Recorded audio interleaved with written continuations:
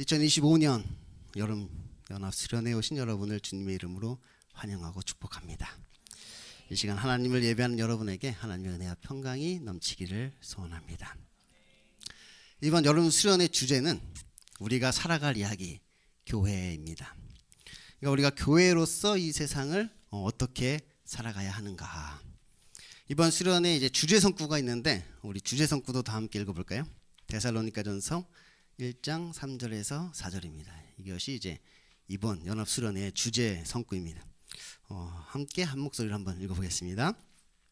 너희의 믿음의 역사와 사랑의 수고와 우리 주 예수 그리스도에 대한 소망의 인내를 우리 하나님 앞에서 끊임없이 기도함이니 하나님이 사랑하심을 받은 형제들아 너희의 택하심을 아노라. 아멘. 그러니까 이 데살로니가 교회에 이제 믿음의 역사와 사랑의 수고와 우리 주 예수 그리스도에 대한 소망의 인내가 있었다는 것이죠.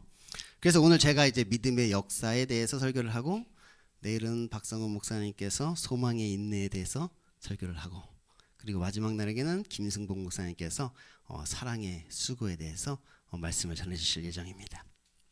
이번 수련회를 통해서 여러분 모두의 삶 가운데 믿음과 소망과 사랑이 가득해지기를 소망합니다.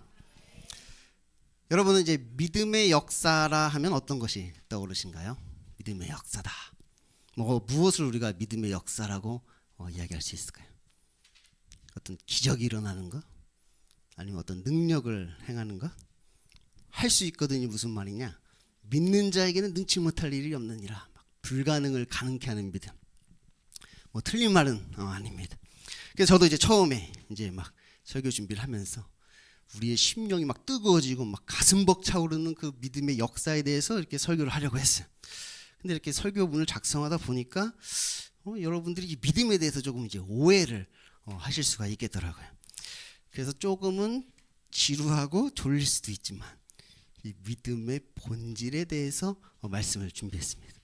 믿음의 본질이 무엇인가? 근데 아주 고지식한 설교입니다. 제가 이제 원고를 완성하고 이제 이거를 프린트 해가지고 다시 한번 읽어보는데 오우 이거 그냥 다시 예전 것처럼 그냥 막 우리의 심령이 뜨거워지고 막 가슴 벅차오르는 설교로 다시 되돌아가야 되는 거 아닌가 막 몇 번을 제가 고민을 했어요. 근데 오늘 말씀이 여러분에게 필요하다고 생각해서 이 말씀을 준비하였습니다. 그래서 여러분들이 벌써부터 졸리신 건 아니죠? 일 끝나고 이제 오셔가지고 한번 이제 몸을 좀 풀어보세요. 한번 고개도 좀 돌려보시고. 제가 설교할 때 이런 거 진짜 안 시키거든요. 오늘은 꼭 해야 돼요. 제가 지금 처음 시키는 걸지도 몰라요. 설교하면서 몸 풀라는 얘기 진짜 안 시키는데 오늘은 꼭 푸셔야 돼요. 한번 이렇게 고개도 돌리고 기지개도 키시고 오늘은 진짜 반드시 필요합니다. 이게 우리 기독교에 있어서 이 믿음은 매우 중요합니다. 그죠? 심지어는 우리 기독교를 믿는 종교다 그렇게 이야기하기도 해요. 그럼 다른 종교는 믿음이 있을까요? 없을까요? 다른 종교도 믿음이 있겠죠. 뭔가를 믿을 거 아니에요. 다른 종교도 저마다의 믿음을 가지고 신앙생활을 할 것 아니에요. 심지어는 무신론자들도 어떻게 보면 신이 없다는 그 믿음을 가지고 그들도 살아가는 거잖아요. 그럼 왜 우리 기독교만 믿는 종교다 이렇게 이야기를 하는 걸까요? 그것은 우리 이제 기독교만 믿음으로 구원을 얻기 때문이죠. 우리는 이제 이신칭이다, 이신덕이다 이렇게 얘기를 해요. 믿음으로 우리가 의롭게 된다. 믿음으로 구원을 얻는다는 거예요.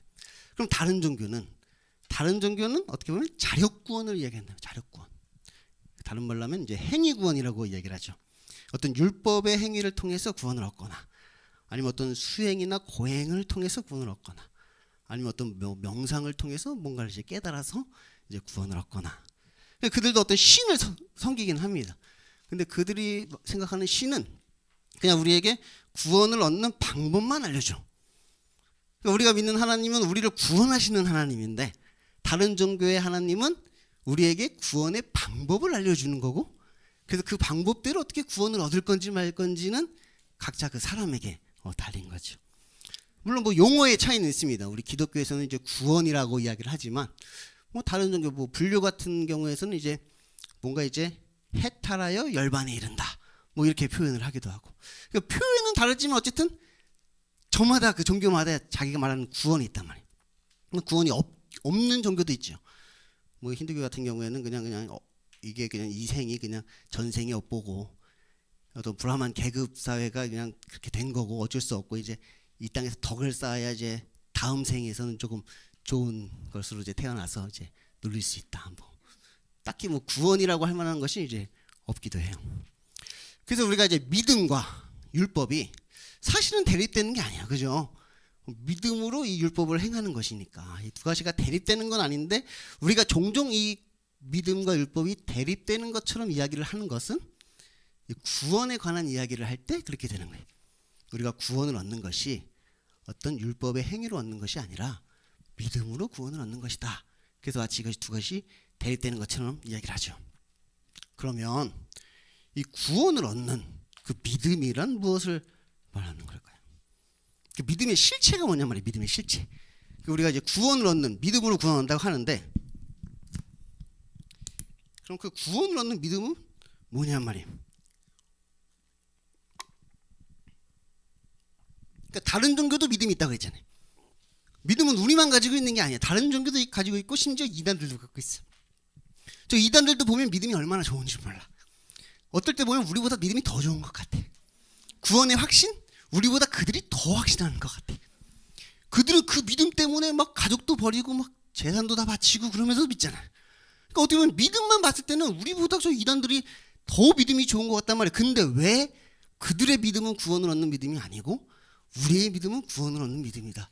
그렇게 이야기할 수 있냔 말이에요. 그러니까 이 질문이 이제 막 꼬리에 꼬리를 물고 이제 계속 되다 보면 이제 우리는 소크라테스를 만나게 되는 거예요. 너 자신을 알라. 무지해지를 줘야겠죠. 무지해지. 우리가 뭔가 아는 것처럼 생각되지만 계속해서 질문하다 보면 내가 알고 있는 것이 진짜 이게 내가 아는 게 아닌 게 되는 이제 현상을 겪게 되죠. 벌써부터 막 피곤해집니다. 그런데 이것은 매우 중요한 질문입니다. 구원에 관한 질문. 그러니까 기독교 안에서도 이것 때문에 여러 교파와 교단들로 이제 나눠지게 되죠. 예를 들면 이제 로마 카톨릭, 천주교 같은 경우에는 실제로 이제 이신칭의가 아니라 이제 어떤 행위구원을 이제 주장합니다. 그들은 이제 예배가 아니라 미사라고 이야기를 해요. 미사. 아름다운 제사다. 그래서 그들은 이제 구약의 제사처럼 그 미사를 드리는 것을 통해서 어떤 죄 씻음, 죄 사함을 이제 받게 되는 거예요. 그 어떤 칠성례를 통해서 우리가 거룩해지는 거죠. 그러니까 이 로마 카톨릭은 그러니까 그 조직 안에 들어와 있어야만 구원을 얻게 되는 겁니다. 그 조직 밖에서는 구원을 얻을 수가 없죠. 왜냐하면 미사를 드릴 수 없고 칠성례를 참여할 수 없으니까. 그래서 그런 어떤 것을 통해서 이제 구원을 얻게 되는 것을 이야기한단 말이에요. 그래서 결국 종교 개혁자들이 종교 개혁을 일으켰고 기독교 안에 이제 천주교와 개신교가 분리게 되게 되죠. 그때 종교 개혁자들의 외침이 무엇이었느냐? 오직 믿음으로 구원을 얻는다. 그것을 외쳤단 말이에요. 5가지를 외쳤잖아요. 오직 성경, 오직 믿음, 오직 그리스도, 오직 은혜, 오직 하나님께 영광. 이 5개를 외치면서 종교 개혁을 일으켰던 거예요. 그럼 이 개신교는 그러면 이 믿음에 관한 하나된 교리를 갖고 있느냐? 그것이 또 그렇지가 않습니다. 이 칼빈주의와 알미니안주의가 또 다른 생각을 가지고 있는 거죠. 그러니까 이 믿음을 어떻게 볼 것인가? 이 믿음의 실체란 도대체 무엇인가? 그것에 따라서 이제 나눠진단 말이에요.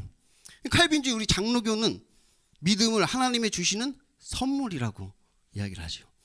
그러니까 이것은 믿음은 하나님이 주시는 것이고 이 믿음이라는 것은 우리의 신념과는 다른 것이에요. 신념은 내가 옳다고 생각하는 거지 우리의 신념이죠. 내가 옳다고 생각하는 건 우리의 신념인데 이 믿음은 내가 옳다고 생각하는 게 아니라 하나님이 선물로 주시는 것을 우리가 믿음이다 이렇게 얘기하는 거예요. 그래서 어떻게 보면 이 믿음이라는 것은 나의 신념과는 반대되는 것입니다. 그러니까 내가 옳다고 생각하는 것과 반대된단 말이야. 하나님이 주신 믿음은 그것이 다를 수 있는 거죠. 신념과 다를 수가 있습니다. 근데 알미니안주의 이제 대표적으로 이제 감리교는 우리의 믿음을 이제 우리의 결단이다 이제 이렇게 이야기를 해요. 그러니까 우리가 믿음으로 올바른 결정을 내려야 되는 거야. 우리가 이제 믿음을 가지고 우리 삶의 올바른 결정을 내려야 돼. 그러니까 하나님께서 은혜로 그 가능성은 열어주셨다. 우리가 올바른 결정을 내릴 가능성은 열어주셨는데 이제 우리가 올바른 결정을 믿음으로 내려야 된다. 결단해야 된다. 그렇게 이야기를 하는 거죠. 그러니까 그렇게 따지면 이제 믿음도 이제 하나의 행위가 되어버린 거예요. 그러니까 믿음이라는 것 자체가 우리가 내려야 할 행위 자체가 되어버린 거죠. 우리가 올바른 결정을 믿음으로 내려야 되니까. 그럼 여러분은 어떻게 생각하십니까? 아무 생각이 없어요. 그냥 막 생각하기도 싫어. 이런 거 생각하기도 싫어. 오늘 설교의 제목이 믿음의 역사입니다. 근데 우리가 이 믿음을 어떻게 보느냐에 따라 그 역사도 달라지는 거예요. 그리고 이제 내일 이어지는 소망의 인내와 사랑의 수고도 그 내용이 완전히 달라집니다. 완전히 방향이 다르다면 방향이 달라. 그래서 제가 좀 걱정하는 것 중에 하나가, 제가 이쪽으로 이제 한 군을 갔는데 이제 저 두 목사님께서 이제 저를 버려두고 저쪽으로 가실까봐 좀 걱정이 되긴 해. 내가 이리로 갔는데 두 목사님이 나를 그냥 버려두고 가시면 어떡해. 좀 걱정이 좀 되기도 합니다. 어쨌든 오늘 이 믿음만큼은 여러분이 확실히 알게 되기를 소망합니다. 오늘 우리가 봉독한 이 히브리서 11장을 보면 이 믿음의 선진들이라 부르는 사람들이 나와요. 우리가 히브리서 11장을 믿음장이다 이렇게 이야기를 하잖아요. 그래서 오늘 이 믿음에 대해서 이야기를 하면서 이 믿음의 선진들은 그럼 어떤 역사를 이루었는지를 우리가 함께 살펴보고자 합니다. 먼저 우리의 믿음은 분명한 대상이 있습니다. 히브리서 11장 3절 말씀입니다. 믿음으로 모든 세계가 하나님의 말씀으로 지어진 줄을 우리가 아나니 보이는 것은 나타난 것으로 말미암아 된 것이 아니니라. 그러니까 이 세상의 창조주이자 만물의 주관자이신 하나님을 우리는 믿는 것이에요. 그러니까 우리는 하나님을 믿는 것이지 다른 것을 믿는 것은 아닙니다. 그죠? 다른 종교와 가장 큰 차이는 무엇이냐?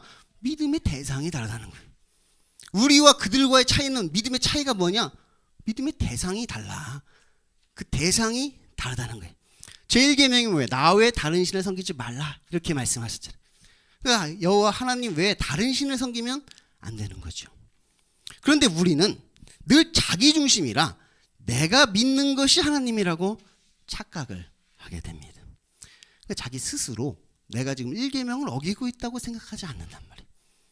우리뿐만 아니라 그들도 제1계명을 들려주면 그들도 어기고 있다고 생각하잖아요.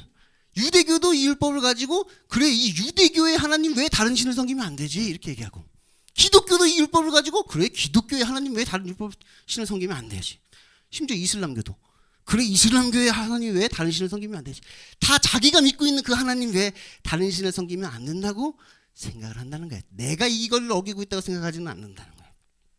사실 뭐 유대교나 기독교나 이슬람교나 따지고 보면 어떻게 보면 같은 하나님을 섬기는 거예요. 아브라함의 하나님, 그 같은 아브라함의 하나님을 섬기는 건데 다른 종교가 지금 되어 있는 거죠.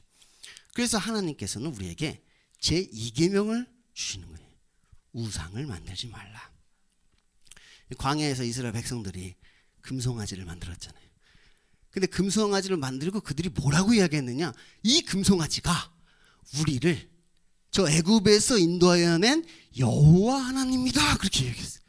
그러니까 금송아지를 만들어 놓고 지금 이 금송아지는 다른 신이 아니라 바로 이 금송아지가 여호와 하나님이다 그러면서 그들은 예배를 드렸단 말이에요. 제사를 드린 거예요. 그 금송아지를 가지고 1계명을 어긴다고 생각하지 않았단 말이에요. 금송아지를 만들어 놓고도 자신들이 정작 1계명을 어기고 있다고 생각하지 않았어요. 우리는 지금 이 금송아지를 섬기면서 여호와 하나님을 섬기고 있다고 그들은 이야기를 하고 있었던 거예요. 근데 하나님께서는 그것이 우상이다 그렇게 이야기를 하는 거죠. 그러니까 하나님을 우리가 생각하는 대로 하나님을 섬기면 안 된다는 거예요. 내가 생각하는 하나님의 틀 안에 하나님을 가둬서는 안 된다는 거예요. 피조물의 어떤 것의 형상으로 하나님을 가둬서 만들어 놓으면 안 된다는 것이죠. 그러니까 나는 그것이 여호와 하나님이라고 생각하지만 기독교에서는 여호와 하나님, 유대교에서는 야훼, 이슬람교에서는 알라, 그게 다 자기가 그 하나님, 아브라함의 하나님을 섬기고 있다고 이야기하지만 누군가는 금송아지를 섬기고 있다는 이야기예요. 그러므로 우리는 믿음의 대상을 한번 점검해 봐야 된다는 거예요. 나는 지금 누구를 혹은 무엇을 믿고 있는가. 옛날에는 이제 막 이상한 종교들도 많았고 또 한국은 또 이 무속 신앙이 강해서 옛날 어르신들은 막 어떤 잡다한 미신이나 뭐 조상신 같은 것을 많이 섬겼어요. 그래서 교회 안에도 약간 그런 무속 신앙의 영향을 많이 받을 때도 있었죠.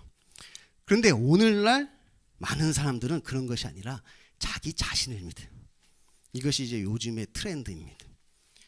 미디어 있잖아요. 무슨 뭐 영화나 드라마나 심지어 예능까지도. 그걸 보다 보면 그들이 계속해서 주장하는 그 메시지가 무엇이냐? 너 자신을 믿어라. 그 메시지를 계속해서 우리에게 심어주고 있는 거예요. 너는 할 수 있다. 너는 된다. 너에게는 가능성이 있다. 너 자신을 믿고 행해라. 그 메시지를 우리에게 끊임없이 심어주고 있는 거예요. 어떻게 보면 완전 신흥 종교예요. 신흥 종교. 저 무슨 신천지나 뭐 다른 이단들이 무서운 게 아니라 거의 대부분의 세상 사람들은 이 신흥 종교에 빠져있단 말이에요. 교회 안으로 들어오면 이제 긍정의 힘 잘 되는 나가 되는 거예요. 긍정의 힘 잘 되는 나. 할 수 있다 하면 된다. 우리는 할 수 있다. 가능성 된다. 그 믿음을 가지고 있는 자신교가 되어버린 거예요. 그리고 제가 진단해 보건대 오늘날 교회 다니는 많은 사람들이 빠져있는 함정은 자신의 상태를 믿는 것입니다. 자기의 상태를 믿고 있단 말이에요. 마치 저 유대인들이 성경에서 유대인들이 자기가 아브라함의 백성이요 하나님의 백성이라고, 아브라함의 자손이요 하나님의 백성이라고 그들이 믿고 있었던 것처럼 내가 하나님의 택하신 받은 자요 하나님의 자녀라고 우리가 믿고 있는 거예요. 그들하고 똑같이 그들도 내가 아브라함의 자손이요 내가 하나님의 백성이라고 그들도 믿었단 말이에요. 근데 우리 교회 다니는 사람들도 똑같이 내가 하나님의 택함 받은 자요 내가 하나님의 자녀라고 믿고 있는 거죠. 내 상태를 믿는단 말이에요. 내가 택함 받았다고 믿는 것이고 내가 하나님의 자녀라고 믿는 거예요. 그러니까 이 믿음의 대상이 하나님이 아니라 어떻게 보면 내가 되어버린 것이죠. 우리는 믿음을 갖고 있긴 갖고 있는데 그 믿음의 대상이 하나님을 믿는 게 아니에요. 지금 나의 상태를 믿고 있다면 나의 상태. 이것은 구원의 확신과는 다른 것입니다. 우리가 구원의 확신을 가지라고 하잖아요. 이건 구원의 확신과는 다른 거예요. 구원의 확신이라는 것은 분명한 증거가 있어서 확신하게 되는 거예요. 하나님의 증언이 있단 말이에요. 하나님의 증언을 보고 구원의 확신을 가지게 되는 거란 말이에요. 그런데 그들은 아무런 근거가 없어. 심지어는 사도신경도 몰라. 이 사도신경이 우리 믿음의 고백이잖아요. 자기의 믿음의 고백이 없단 말이에요. 내 믿음의 고백이 없는데도 불구하고 나는 하나님의 택하심을 받은 자요 하나님의 자녀라고 굳게 믿고 있는 것이죠. 이것은 구원의 확신이 아니라 그냥 자기 확신이라는 거예요. 자기 확신. 맹신에 가까운 거죠. 그래서 우리가 다음으로 살펴보아야 하는 것이 바로 믿음의 내용입니다.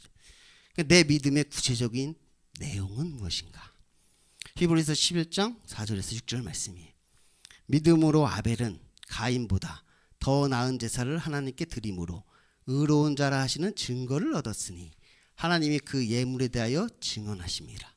그가 죽었으나 그 믿음으로써 지금도 말하느니라. 믿음으로 에녹은 죽음을 보지 않고 옮겨졌으니 하나님이 그를 옮기심으로 다시 보이지 아니하였느니라. 그는 옮겨지기 전에 하나님을 기쁘시게 하라 하는 증거를 받았느니라. 믿음이 없이는 하나님을 기쁘시게 하지 못하나니 하나님께 나아가는 자는 반드시 그가 계신 것과 그가 자기를 찾는 자들에게 상 주시는 이심을 믿어야 할지니라. 이 가인과 아벨의 제사는 무엇이 그럼 달랐는가? 뭐 학자들마다 여러 가지를 이야기하지만 결국 히브리서 기자는 그 제사를 믿음으로 드렸는가 아니면 믿음 없이 드렸는가? 그러니까 아벨은 믿음으로 가인보다 더 나은 제사를 하나님께 드렸다는 것이. 그래서 하나님께서는 아벨의 제사는 받으셨지만 가인의 제사는 받지 않으셨던 것이죠.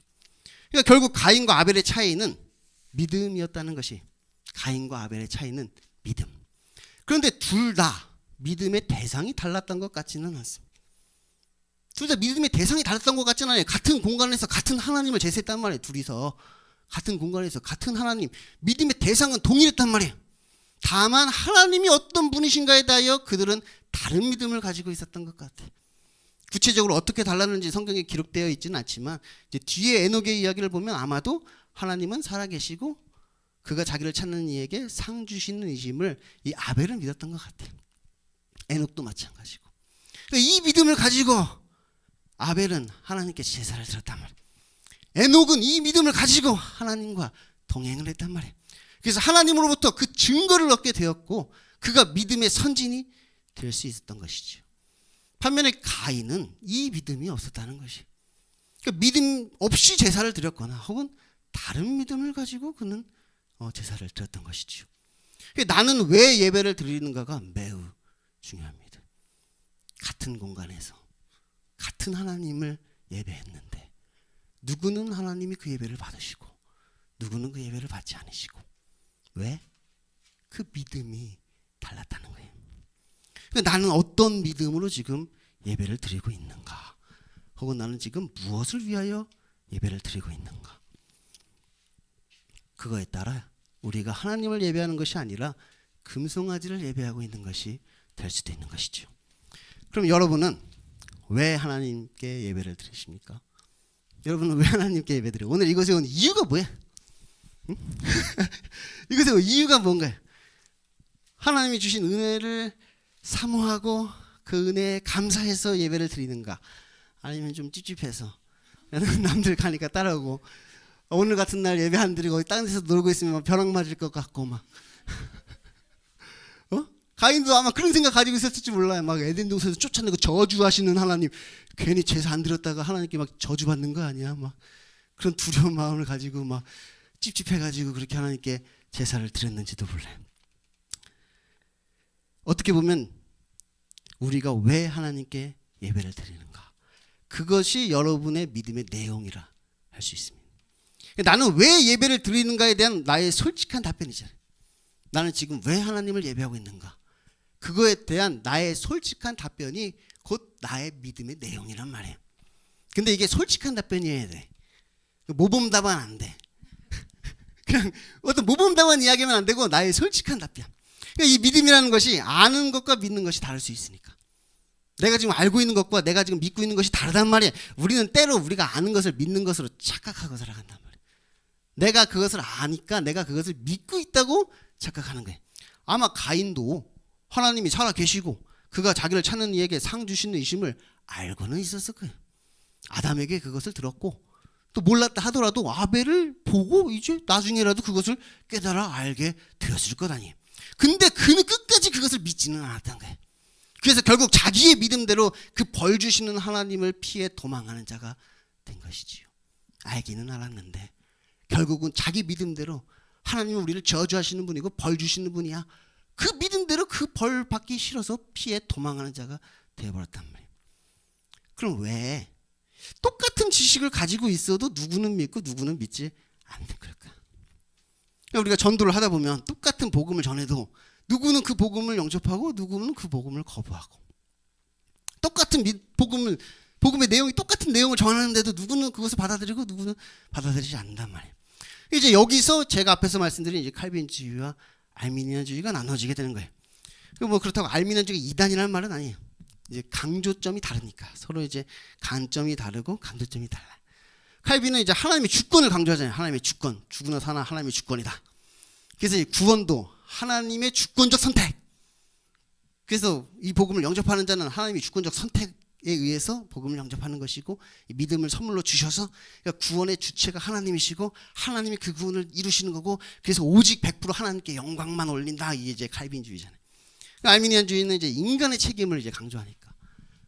그러니까 구원을 받아들이지 않는 것은 하나님 때문이 아니라 너희들 때문이다. 너희가 거부하는 것이다. 하나님 가능성을 열어주셨는데 너희가 안 믿은 것이다. 너희가 그것을 거부했기 때문에 너희들은 멸망당하게 되는 것이다. 이제 알미니안주의는 이제 그것을 이제 강조하다 보니까 그렇게 된 거죠. 그래서 이제 우리가 다음으로 살펴봐야 하는 것이 이 믿음의 주체입니다. 지금 내 믿음의 주체는 누구인가? 내가 믿음이 있다고 이야기를 하는데 그럼 그 믿음의 주체가 누구냐? 누가 그 믿음을 갖게 된 것인가? 누구의 믿음인가? 히브리서 11장 7절에서 10절 말씀입니다. 믿음으로 노아는 아직 보이지 않는 일에 경고하심을 받아 경외함으로 방주를 준비하여 그 집을 구원하였으니 이로 말미암아 세상을 정죄하고 믿음을 따르는 의의 상속자가 되었느니라. 믿음으로 아브라함은 그 부르심을 받았을 때 순종하여 장래의 유업으로 받을 땅에 나아갈새 갈 바를 알지 못하고 나아갔으며, 믿음으로 그가 이방 땅에 있는 것 같이 약속의 땅에 거류하여 동일한 약속을 유업으로 함께 받은 이삭과 야곱과 더불어 장막에 거했으니 이는 그가 하나님이 계획하시고 지으실 터가 있는 성을 바랐습니다. 만약 믿음이 자신의 어떤 결단이나 자기의 어떤 신념이라면 이 노아는 정말 미친놈입니다. 이 믿음이 자기의 어떤 결단과 자기의 신념으로 되는 것이라면 와, 이 노아는 정말 미친놈이야. 일평생을 산에서 방주를 만든 사람이죠. 일평생 산에서 방주를 만들었단 말이야. 자기의 신념과 자기의 결단으로. 은지야, 은지 아버지가 누군지는 모르겠지만 만약에 은지 아빠가 저기 하던 일 뭐 다 때려치고 저 지리산 중턱에 가서 방주를 막 일평생 만들겠다 그러면 뭐라고 생각할 거야? 정신이 좀 나간 거 아니야? 우리 아빠가 정신이 좀 이상해졌나? 어떻게 된 거지? 막 이렇게 생각할 거 아니야? 일평생을 그냥 지상 꼭대기까지 못 가. 그냥 중턱만 가서 방주를 만들고 있다고 생각해요. 그게 제정신이란 말이에요. 만약에 믿음이 자신의 어떤 결단이나 자기의 어떤 신념이라면 이 아브라함은 진짜 또라이입니다. 자기 아들을 하나님께 번제로 드리려고 했잖아. 아들을 내가 가진 그 신념과 내가 가진 그 결단으로 내 아들을 번제로 드리고 그 배를 칼로 째서 창자를 다 끄집어 불에 그를 태워 하나님께 번제로 드린단 말이야. 만약 여러분이라면 그거 하실 수 있으시겠어요? 성실부부 좀 하시. 성실부부 좀 아우 그냥 저걸 번제를 그냥 이렇게 드려. 하실 수 있겠어요 그거를? 내 의지와 내 결단과 내 신념을 가지고 그런 일을 할 수 있겠냔 말이에요. 아마 노아도 산에 방주를 만들면서 생각을 많이 했을 거예요. 이게 맞나? 이게 맞나? 아니 배는 저 바닷가에 만들어야 되는 거 아니야? 산에 방주를 만든다고? 만들면서도 이게 맞나? 근데 그 믿음 때문에 어쩔 수 없이 그렇게 한단 말이야. 그 믿음 때문에 아닌 것 같은데, 그러면 안 될 것 같은데, 방주는 산이 아니라 바다에 만들어야 될 것 같은데, 그게 옳은 것 같은데, 하나님의 말씀과 그거에 대한 믿음 때문에 어쩔 수 없이 거기서 그러고 있단 말이야. 다른 사람이 볼 때 미친놈 같지만 믿음 때문에 어쩔 수 없이 그런 일을 하고 있는 거예요. 아마 아브라함도 아들을 번제로 드리면서 고민을 많이 했을 거예요. 이래도 되나? 정말 이래도 되나? 이게 하나님의 약속의 자녀인데, 하나님이 주신 자녀인데 이 자녀를 하나님께 다시 번제로 드린다고? 이래도 돼? 이거 약속은 어떻게 되는 거야? 이래도 되는 거야? 이거 어떻게 되는 거지? 근데 그냥 믿음으로 그 일을 한다. 믿음으로 그냥 하나님께서 주신 거, 뭐 하나님이 뭐 다 죽은 자 가운데 살려내겠지라는 그 하나님 주신 그 믿음으로 자기 자식을 그렇게 번제로 드리게 되는 거예요. 그러니까 이 믿음의 일이라는 것은 사실 우리의 신념과는 상반된 것이. 믿음의 일이라는 것은 사실은 우리의 신념과는 완전히 상반된단 말이에요. 우리가 볼 때 옳다고 생각되는 일이 아니라는 거예요. 믿음의 일은 내가 볼 때 그렇지, 그렇게 해야지, 맞지, 당연하지, 그렇게 하는 것이 옳지, 그런 일이 믿음의 일이 아니라는 거예요. 우리가 볼 때 이거 아닌 것 같은데, 그러면 안 될 것 같은데, 나뿐만 아니라 다른 사람이 볼 때도 저 미친 거 아니야, 저 또라이 아니야, 그런 일이란 말이에요. 믿음의 일이라는 것은. 그래서 그렇게 나의 믿음으로 그런 결정을 내린다는 것 자체가 불가능할 정도. 내 믿음을 가지고 그런 결정을 낸다? 그런 것 자체가 불가능해요. 내 믿음과는 반대되는 일이란 말이에요. 지금 내가 가진 어떤 믿음과는 반대되는 결정을 해야 되는 일이란 말이에요. 그 믿음의 일이라는 것은. 이 결단과 순종의 차이가 뭔지 아세요? 이 결단이라는 것은 내가 옳다고 생각하는 일을 해야 되는데 의지가 부족해. 우리가 의지가 부족해. 해야 되는 건 알지만 좀 이렇게 의지가 안 따라와. 그래서 우리가 결단과 결심을 통해 그 의지를 발현하는 거야. 그래서 내가 옳다고 생각하는 그 일을 해내는 것이 바로 결단이란 말이에요. 우리의 의지를 고취시키는 거란 말이에요. 근데 순종은 무엇이냐? 나는 이리로 가야 될 것 같은데 하나님께서 절로 가라고 말씀하시는 거예요. 나는 이 일을 하는 게 옳다고 생각하는데 하나님께서는 저 일을 하라고 말씀하신단 말이에요. 그래서 그냥 이 일이 아니라 그 일을 하게 되는 것이 순종이란 말이에요. 순종은 결단과 다른 거예요. 순종은 내가 옳다고 생각하지 않는 일을 하게 되는 것이 바로 순종인 것이. 그리고 다 지나고 나니 그것이 옳은 결정이었음을 하나님 앞에 고백하게 되는 거예요. 나는 원래 일로 가려고 했는데 하나님 주신 믿음 때문에 내가 어쩔 수 없이 일로 갔는데 다 지나고 나니까 하나님이 저 길이 아니라 이 길이 맞는 거였군요. 나는 저 길로 가려고 했는데 하나님께서 나를 믿음 때문에 이 길로 인도하셨군요. 하나님 감사합니다. 내 인생 가운데 나를 이렇게 인도하여 주신 하나님께 경배와 찬양을 올려드립니다. 이것이 믿음의 일이라는 거예요. 오늘 말씀이 이제 믿음의 역사라고 했습니다. 그런데 그 역사가 내가 믿음으로 어떤 역사를 이루는 것이 아니라는 거예요. 오히려 하나님께서 이 믿음을 사용하셔서 나에게 역사를 하시는 거란 말이에요. 그래서 내가 그 믿음 때문에 다른 사람이 볼 때는 미친놈 같고 또라이 같은 일을 하게 되는 것이, 그 믿음 때문에, 하나님이 주신 그 믿음 때문에 다른 사람 볼 때는 미친놈 같고 또라이 같은데 그 일을 하게 된단 말이에요. 그것이 바로 믿음의 역사라는 것이. 혹시 우리 주변에 있는 사람이 쟤는 뭐 이해가 안 돼. 쟤는 무슨 또라이야, 뭐야, 정신이 있는 거야 없는 거야, 뭐 저런 애가 다 있어? 근데 그가 지금 믿음의 일을 하고 있는 것일 수 있단 말이야. 그야말로 지금 믿음의 일을 하고 있는 것일 수 있단 말이야. 믿음이란 그런 것이란 말이야. 믿음이란 다른 사람이 볼 때는 미친놈 같고 또라이 같은 것이란 말이야. 근데 그게 진짜 또라이라서 그렇게 하면 안 되고, 믿음 때문에 원래 또라이라서 또라이짓 하고 말고 믿음 때문에 그 일을 하는 거 얘기하는 거예요. 믿음 때문에, 하나님이 주신 그 믿음 때문에 지금 그 일을 하는 거예요. 우리가 이제 세상을 보면 뭐 어떤 스티븐 잡스라든지 뭐 일론 머스크라든지 뭐 남다른 사람들 있잖아요. 남다른 생각을 가지고 우리가 볼 때는 막 조금 좀 남다른 정신세계를 가지고 남다른 역사를 이루는 사람들 있잖아요. 근데 그 사람들은 믿음으로 그 일을 하는 게 아니라 자기의 어떤 신념과 결단으로 그 일을 하는 거죠. 그러니까 우리도 만약에 믿음이 아니라 자기의 어떤 신념과 결단으로 어떤 일을 이루는 것이라면, 삼성 이건희 회장이 삼성이라는 대기업을 이룬 것처럼, 뭐 현대 전주영 회장이 현대라는 그런 기적 같은 어떤 성장을 이뤄낸 것처럼, 우리가 믿음이 아니라 그냥 결단과 그런 신념으로 그런 일을 하는 것이라면 세상 사람들이 이루는 그런 업적, 그런 위인들과 별반 차이는 없는 거잖아요. 그들과 별 차이가 없단 말이에요. 근데 우리는 위인이 되는 것이 아니라 믿음의 선진들이 되는 거예요. 믿음의 선진들을 본받아야 되는 거예요. 저 세상의 어떤 위인들, 세상의 어떤 업적을 사는 사람들, 남다른 공로를 세운 사람들, 그 세상 사람들처럼 그런 업적을 내가 이루는 게 아니라 이 믿음의 선진들처럼 믿음으로 이런 믿음의 일을 해내야 되는 것이죠. 그래서 우리가 이 믿음의 역사에 대해서 다시 한번 정리를 해보자면, 우리의 믿음의 대상이자 이 믿음의 주체가 되시는 하나님께서 이 믿음을 통하여 나에게, 우리에게 어떤 일을 행하시는데, 그것이 곧 믿음의 역사이고 구원의 증거라는 거예요. 그게 곧 믿음의 역사이고 그것이 곧 구원의 증거가 된다는 거예요.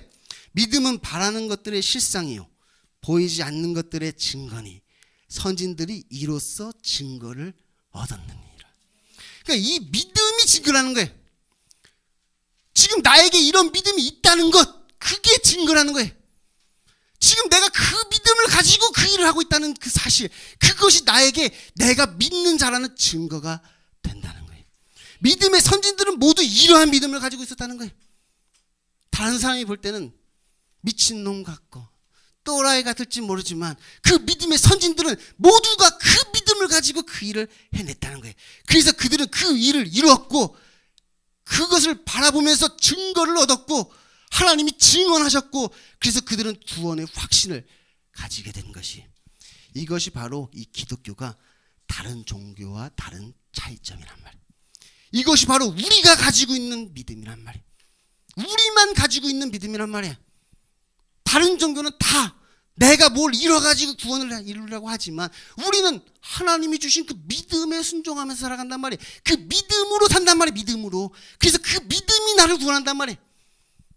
내 결심이나 결단이 아니라 내가 다르다고 생각한 그 방향으로 하나님께서 나를 믿음을 주셔서 나를 그곳으로 인도해 가신단 말이에요. 나의 모든 것을 다스리고 통치하셔서 나의 모든 생각과 나의 모든 마음을 그가 주관하셔서 나를 그 구원의 길로 인도해 가시는 거예요. 그래서 우리는 그곳에서 고백한단 말이에요. 하나님이 나를 구원하셨습니다. 하나님이 나에게 이 믿음을 주셔서 나를 구원하셨습니다. 그 고백을 우리가 드리게 되는 것이. 그럼 여러분은 지금까지 어떤 믿음의 일을 하셨습니까? 그럼 여러분은 지금까지 어떤 믿음의 일을 해오셨나요? 누가 봐도 미친놈 같고 또라이 같은 일. 누가 봐도 막 미친놈 같고 또라이 같은 일 어떤 거 해보셨나요? 근데 내가 원래 미친놈이고 또라이라서 그러는 거 말고 믿음 때문에, 난 지금까지 살면서 하나님이 주신 이 믿음 때문에 난 이것이 옳지 않다고 생각하지만, 다른 사람들은 나를 비난하지만, 다른 사람들은 다 내가 이상하다가 정신 나갔다고 틀렸다고 얘기하지만, 나는 믿음 때문에, 하나님이 주신 그 믿음 때문에 그 일을 하노라 한 일이 여러분에게 뭐가 있냔 말. 여러분이 가지신 그 믿음의 증거는 무엇이 있습니까? 여러분에게 하시는 그 하나님의 증언은 어떤 것이 있으신가요? 이 히브리서 11장을 자세히 살펴보면 아주 재미있는 사실을 발견할 수 있습니다. 히브리서 11장 33절에서 38절의 말씀이에요. 그들은 믿음으로 나라들을 이기기도 하며 의를 행하기도 하며 약속을 받기도 하며 사자들의 입을 막기도 하며 불의 세력을 멸하기도 하며 칼날을 피하기도 하며 연약한 가운데 강하게 되기도 하며 전쟁에 용감하게 되어 이방 사람들의 진을 물리치기도 하며 여자들은 자기의 죽은 자들의 부활을 받아들이기도 하며 또 어떤 이들은 더 좋은 부활을 얻고자 하여 심한 고문을 받되 구차히 풀려나기를 원하지 아니하였으며 또 어떤 이들은 조롱과 채찍뿐 아니라 결박과 옥에 갇히는 시련도 받았으며 돌로 치는 것과 톱으로 켜는 것과 시험과 칼로 죽임을 당하고 양과 염소의 가죽을 입고 유리하여 궁핍과 환난과 학대를 받았으니 이런 사람은 세상이 감당하지 못하느니라. 그들이 광야와 산과 동굴과 토굴에 유리하였느니라. 그러니까 믿음의 선진들이 믿음으로 지금 이런 일들을 했다는 거예요. 세상이 감당하지 못하는 믿음. 세상은 이해할 수 없는 그런 믿음의 일들을 그들이 행했다는 거예요. 그런데 그 믿음의 일들이 항상 뭔가 막 거창하고 대단한 것만은 아니라는 사실입니다. 히브리서 11장 20절에서 22절은 또 이렇게 이야기를 하고 있어요. 믿음으로 이삭은 장차 있을 일에 대하여 야곱과 에서에게 축복하였으며 믿음으로 야곱은 죽을 때 요셉의 각 아들에게 축복하고 그 지팡이 머리에 의지하여 경배하였으며 믿음으로 요셉은 임종시에 이스라엘 자손이 떠나갈 것을 말하고 또 자기 뼈를 위하여 명하였으며.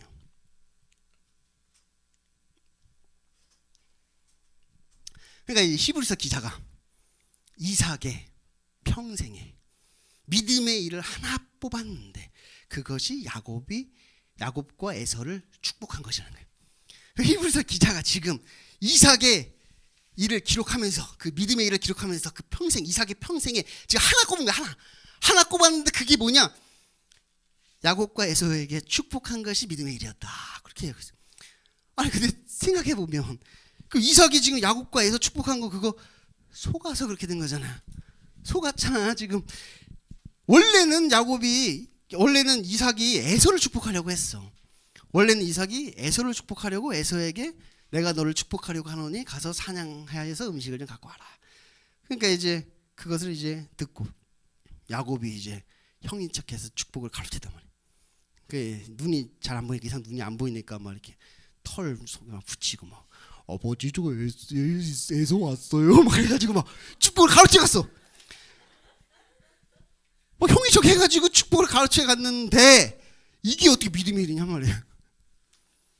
속아서 그렇게 한 건데 이삭이 속아서 그렇게 한 건데 그게 어떻게 믿음의 일이 될 수 있냔 말이야. 왜냐하면 비록 속아서 그렇게 하였지만 그것을 하나님이 하신 것으로 인정하였기 때문에 그래. 비록 그 일을 내가 속아서 이렇게 된 것이지만 그 일을 하나님이 하신 것으로 인정했단 말이야. 작은 자가 큰 자를 섬기리라.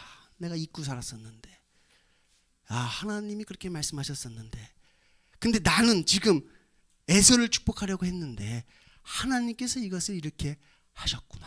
그것을 인정했단 말이야. 그래서 나중에 막 에서가 와서 막 펑펑 울면서 나도 축복해달라고. 그때 이삭이 다시 돌이켜가지고 이삭이 다시 에서를 축복하고 막 야곱을 저주할 수도 있잖아. 저 나를 속인 저 괘씸한 야곱은 막 저주에 저주를 받을지어다. 그리고 에서 네가 복에 복을 받아라 이렇게 막 할 수도 있잖아. 근데 그렇게 하지 않았단 말이야. 왜? 하나님이 이렇게 하신 것임을 인정하니까. 나는 이렇게 하려고 했는데 이게 아니라 하나님이 이렇게 하셨구나. 그게 하나님이 하신 것으로 인정해서 그냥 그렇게 안 했단 말이야. 그래서 이것이 그가 행한 믿음의 일이다. 그렇게 기록하고 있는 거예요. 그래서 그 야곱은 그럼 또 믿음으로 어떤 일을 행하는가 보니 죽을 때 요셉의 각 아들에게 축복한 것이래. 야곱의 일평생에 믿음의 일 하나 뽑았는데 요셉의 각 아들에게 축복한. 그러니까 요셉의 아들이 이제 므낫세와 에브라임이죠. 므낫세가 장자고 에브라임이 차자야. 그래서 요셉이 이제 두 아들을 데리고 와서 이제 장자 므낫세를 오른손에, 에브라임을 왼손에 이렇게 축복을 받기를 원해서 데리고 왔죠. 근데 이 야곱이 축복을 하면서 손을 이렇게 엇갈려서 축복을 하는 거야. 오른손을 차자에게, 왼손을 장자에게. 그러니까 요셉이 얘기하는 거예요. 아버지 그렇게 하지 마세요. 이 므낫세가 장자니까 므낫세를 오른손으로 축복하고 차자를 왼손으로 축복해 주세요. 므낫세가 장자예요. 아버지 모르셨나 봐. 근데 뭐라고 얘기하느냐 이 야곱이, 나도 안다. 나도 그가 장자인 걸 아는데 하나님께서 이렇게 하시는구나. 그렇게 고백했단 말이에요. 나도 그걸 아는데, 나도 이렇게 하려고 하는데 하나님께서 내 팔을 이렇게 꺾여서 에브라임을 오른손으로 축복하도록 하시는구나. 그럼 이게 왜 믿음의 일이냐? 그때 이 야곱은 알게 됐단 말이에요. 자기는 그 축복 받으려고 아버지를 속이고 형을 속이고 이 축복을 가로채야만 그 축복이 나에게 올 줄 알았는데 그게 아니라 하나님께서는 그냥 이렇게 하시는구나. 내가 굳이 그렇게 하지 않았어도 하나님께서는 이런 방법을 통해서도 나를 축복하실 수도 있었던 거였는데 내가 괜히 아버지 속이고 형을 속여서 내 인생 바로 앞에서 험악한 인생을 살았나이다. 자기 인생은 험악한 인생을 살게 됐단 말이야. 그거 때문에 그 마지막에 축복하면서 알았단 말이야. 내가 이래서 험악한 인생을 살게 된 거구나. 하나님은 이렇게 하시는구나. 그래서 그는 하나님이 하시는 일에 순종한 것이고 그 사건을 통해서 회개하게 된단 말이에요. 하나님은 이런 방법을 통해서 또한 역사하시는구나. 그래서 이것이 그가 행한 믿음의 일이 되는 거예요. 이 요셉은 도망당해. 우리 생각에 요셉은 뭐 그래도 믿음으로 대단한 일들 많이 한 것 같은데 히브리서 기자는 그냥 요셉이 죽을 때 자손들에게 이 땅 애굽을 떠나라고, 그리고 그때 내 뼈를 가져가라고 말한 것이 믿음의 일이었다는 거예요. 요셉은 막 와가지고 막 국무총리도 되고 막 그 감옥에 가서도 막 믿음 일치하고 보디발의 안이 막 뿌리치고 막 많이 했잖아. 요셉은 막 믿음으로 엄청난 일들 많이 한 것 같은데 그 이거 하나 뽑았어요. 죽을 때 유언 남겼는데 너희들 애굽을 떠날 때 내 뼈를 가져가라 이렇게 말한 것이 그가 행한 그를 대표하는 믿음의 일이었다. 물론 뭐 이거 말고도 다른 믿음의 일들 많이 했겠죠. 하지만 그를 대표하는 일이 이걸 하는 거예요. 왜? 아니 왜 더 국무총리 된 일도 있는데 막 7년 대환란에서 구원한 일도 있는데 아니 뭐 그냥 마지막에 유언한 그 일이 왜 요셉이 행한 믿음의 일이지? 약속을 믿었으니까. 하나님이 말씀하신 그 약속을 믿었으니까.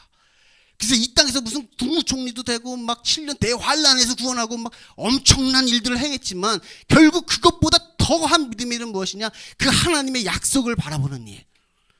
그래서 마지막 유언할 때 내가 이 땅에서 뭐 국무총리가 돼서 여기다 내 피라미드를 세우는 게 아니라 너희는 이곳을 떠나라. 그때 내 뼈를 꼭 가져가라. 그래서 저 약속의 땅 가나안으로 나를 데려가라. 그렇게 유언한 것이 그가 행한 대표적인 믿음의 일이라는 거예요. 그러니까 아무리 작고 사소해 보이는 일이라도 그 일을 믿음으로 했다면 그것이 믿음의 일이 되는 거예요. 아무리 작고 사소해 보이는 일이라 할지라도 그 일을 믿음으로 했다면 그것은 믿음의 일이란 말이에요. 반대로 아무리 크고 대단해 보이는 일을 했어도 그것이 믿음이 아니라 그냥 나의 어떤 신념과 결단으로 행한 것이라면 그것은 믿음의 일이 아니라는 거예요. 그냥 뭐 이건희 회장이나 정주영 회장이 한 그 일과 별반 다를 바가 없는 일이 되는 거죠. 그래서 막 우리의 심령이 막 뜨거워지고 막 가슴 벅차오른다고 해서 그것이 다 믿음의 일은 아니라는 거예요. 그런데 우리가 이제 한 가지 더 기억해야 하는 것이 있습니다. 그것은 이제 히브리서 11장 39절에서 40절 말씀이에요. 이 사람들은 다 믿음으로 말미암아 증거를 받았으나 약속된 것을 받지 못하였으니 이는 하나님이 우리를 위하여 더 좋은 것을 예비하셨은즉 우리가 아니면 그들로 온전함을 이루지 못하게 하려 하심이라. 다시 말하면 이 믿음의 선진들이 이 땅에서 어떤 믿음의 일들을 하였는데 결국 그 약속된 것은 받지 못했다는 거예요. 그러니까 아브라함이, 하나님께서 아브라함에게 뭐 이 땅, 네가 보낸 이 땅을 내가 너와 내 자손에게 주리라 이렇게 약속하셨는데 결국 아브라함은 죽을 때까지 그 막벨라 굴 하나 자기 거 돼가지고 죽었잖아요. 하나님께 무슨 약속은 받았는데 막 하늘의 별처럼 뭐 이렇게 약속은 받았는데 막상 본인 생에 그 약속을 이루지는 못했단 말이에요. 생명을 약속받았는데, 하나님께 생명을 약속받았는데 우리는 이 땅에서 죽임을 당했단 말이에요. 왜냐하면 그것은 하나의 모형이고 그림자이기 때문에 그렇다는 거예요. 그것은 믿음의 본이라는 거예요. 그래서 우리가 해야 하는 그 믿음의 일이라는 것은 사실 구원의 모형이 되고 있다는 것이. 그러니까 하나님께서 우리에게 어떤 믿음을 주셔서 어떤 일을 하도록 하시는 것은 그 일 자체가 중요하기 때문이 아니라 그것을 통하여서 우리에게 믿음의 증거를 얻게 하시고 하늘에 소망을 두게 하시려고 지금 그 일을 하고 계시다는 거예요. 가나안 땅이 이제 젖과 꿀이 흐르는 땅이라고 하는데 막상 이제 성지순례 가본 사람들은 다들 실망해. 아니 젖과 꿀이, 뉴질랜드가 더 젖과 꿀이 흐르는 땅이야. 아니 여기 무슨 완전 척박하고 황량한 땅인데, 광야가 척박하고 황량한데 여기 어떻게 젖과 꿀이 흐르는 땅이지? 뉴질랜드를 모르셨나, 하나님께서 뉴질랜드를 모르셔서 그러나? 아 이게 그냥 모형이란 말이에요. 이게 그냥 진짜 뭐 그게 그 땅을 들어가서 막 그 땅을 차지하는 게 중요한 게 아니라 막 출애굽해가지고 막 광야 40년 거쳐가지고 막 저 이스라엘 저 격곡거리는 가나안 땅을 들어가서 그 땅을 차지하는 게 중요한 게 아니라 모형이란 말이에요. 나중에 막 거기서 다시 쫓겨나가지고 바벨론 막 포로 생활하고 막 다시 와가지고 제가 이 땅에서 그 많은 일들을 하지만 결국 그 땅을 이 땅에서 차지하는 게 중요한 게 아니란 말이에요. 그 일이 중요하지 않단 말이에요. 그것은 그냥 그림자란 말이에요. 모형. 그 믿음의 일, 믿음의 본, 그래서 구원의 모형을 우리에게 보여주고자 우리에게 그 믿음의 일을 시키신단 말이에요. 그래서 결국 그 모든 믿음의 일들은 믿음의 훈련을 받는 거예요. 믿음의 훈련. 하나님께서 우리에게 어떤 믿음을 주셔서 우리에게 어떤 믿음의 일을 시키시는 것은 우리의 믿음을 훈련시키려고 한단 말이에요. 하나님을 인정하는 훈련. 내 생각과 내 뜻대로 나아가는 것이 아니라 하나님이 주신 그 믿음대로 나아가는 그 훈련. 하나님을 인정하고 하나님께 순종하는 훈련. 그래서 그 하나님의 약속을 바라보는 훈련. 그 훈련을 하시려고 우리에게 믿음을 주셔서 그런 믿음의 일을 하라고 우리를 시키신단 말이에요. 그리고 마침내 우리가 이 땅에서 행한 그 믿음의 일들은 예수 그리스도로 말미암아 온전해지는 거예요. 그러니까 우리가 아니면 그들로 온전함을 이루지 못하게 하려 하십니다. 그러니까 우리는 뭘 얘기하느냐? 교회를 얘기한단 말이에요. 교회. 그리고 예수 그리스도의 몸된 교회로 그것이 온전해진단 말이에요. 결국 구원은 우리가 이 땅에서 어떤 큰 일을 이루었기 때문이 아니라 믿음으로 얻는 거니까. 결국 우리가 믿음으로 어떤 일을 해냈기 때문에 구원을 얻는 것이 아니라 믿음으로 우리는 구원을 얻는 것이니까. 그래서 우리는 그것을 고백하는 공동체란 말이에요. 교회.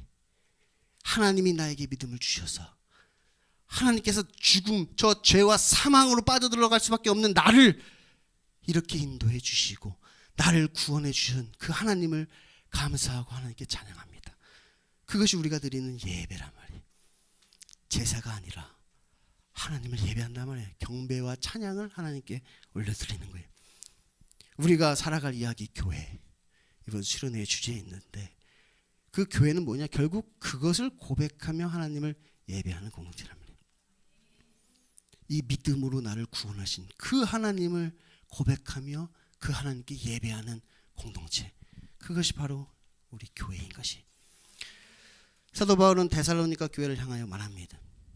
너희의 믿음의 역사와 사랑의 수고와 우리 주 예수 그리스도에 대한 소망의 인내를 우리 하나님 아버지 앞에서 끊임없이 기억하미니 하나님의 사랑하심을 받은 형제들아 너희를 택하심을 아노라. 사도 바울은 데살로니가 교회에 나타난 그 믿음의 역사를 보았습니다. 그런데 사도 바울이 바라본 그 믿음의 역사는 그들이 얼마나 뭐 대단한 일을 이뤘는지를 본 것이 아니라 그저 그들에게 나타난 그 하나님의 역사를 본 것입니다.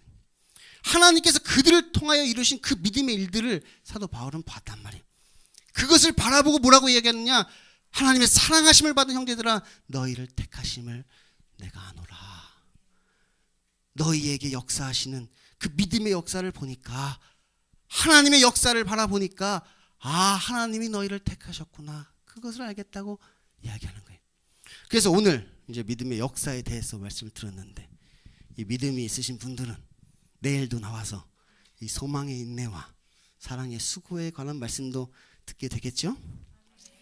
하나님께서는 이 믿음을 통하여 역사하십니다. 그런데 하나님께서 우리에게 믿음을 주실 때 그 믿음으로 순종함으로 참으로 하나님을 예배하는 저와 여러분 되었으면 좋겠습니다. 기도하겠습니다.